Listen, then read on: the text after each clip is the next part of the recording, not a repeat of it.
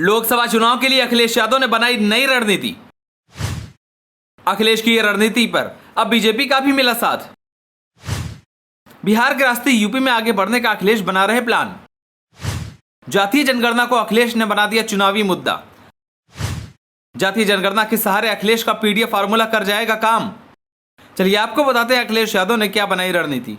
2024 में होने वाले लोकसभा चुनाव में अभी वक्त है, लेकिन यूपी की राजनीति में चुनावी माहौल गरमाया हुआ है। सभी पार्टियां इन दिनों अपनी अपनी तैयारियों में लगी हुई हैं, क्योंकि जहां बीजेपी मैदान में अपना पैर पसार चुकी है, तो वहीं विपक्ष भी अपनी कमर पूरी तरीके से कस चुकी है।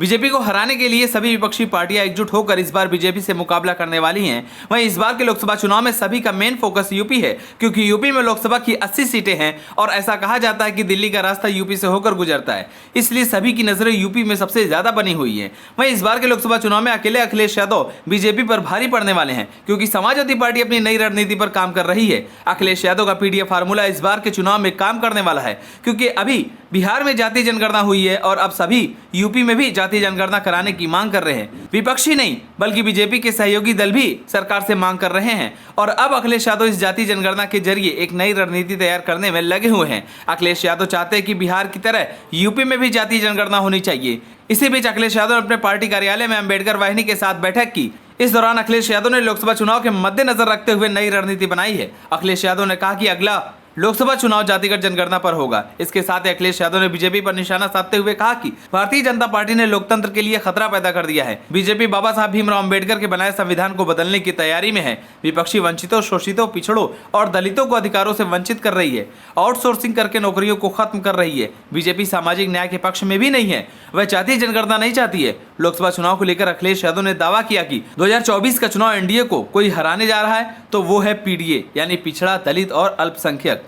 लोकसभा चुनाव में बीजेपी उत्तर प्रदेश में बुरी तरह से हारेगी। आपने घोषित उपचुनाव में देखा कि इनके मुख्यमंत्री, डिप्टी सीएम सभी गए, फिर भी इनका उम्मीदवार 50,000 वोट से हारा है।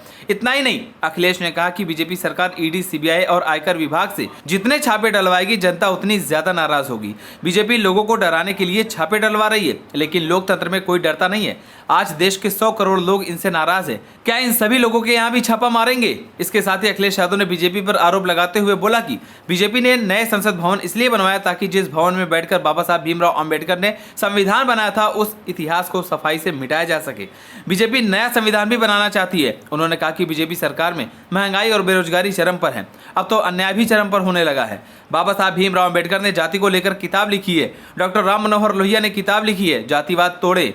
हमारे समाज में कोई ऐसे महापुरुष हैं जो जातिगत भेदभाव को खत्म करने के लिए लड़े हैं। जाति जनगणना के बाद समाज में सब सम्मान के साथ जी सकेंगे। जितना सामाजिक न्याय हम देने में काबिल होंगे, उतना ही समाज हमारा हक से जिएगा। अखिलेश यादव ने आगे कहा कि एक चमत्कार है कि कांग्रेस पार्टी भी जातिगत जनगणना के पक्ष में है। अब जातिगत जनगणना करनी ही पड़ेगी और अगला चुनाव जाति की जनगणना पर ही होगा। बाबा साहब भीमराव अंबेडकर के संविधान को बचाने की लड़ाई है। यह बात भी रखी जाएगी कि बिना जातिगत जनगणना के संविधान की लड़ाई संभव नहीं है। आप सभी को क्या लगता है, क्या यूपी में भी लोकसभा चुनाव से पहले बिहार की तरह जातीय जनगणना होनी चाहिए या नहीं? हमें कमेंट कर जरूर बताएं।